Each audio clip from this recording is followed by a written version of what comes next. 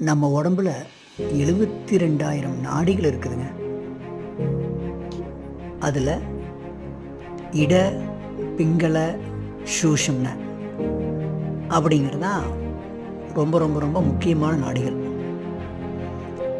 நம்ம உடம்பு பற்றி சொல்கிறோம்ல, வாத உடம்பு, பித்த உடம்பு, கப உடம்பு அப்படிங்கிறாங்களே. ஸோ இது இந்த 3 நாடிகள் கண்ட்ரோலில் தான் இருக்குது. வாதம், பித்தம், கபம் இதெல்லாமே அதிகமானாலும் பிரச்சனை, குறைஞ்சாலும் பிரச்சனை. நம்ம உடம்புல எப்போவுமே அது ஒரு சமமான நிலையில் இருக்கணும். சரிங்களா? நம்ம உடம்புல 72,000 நாடிகள் இருக்குதுங்க.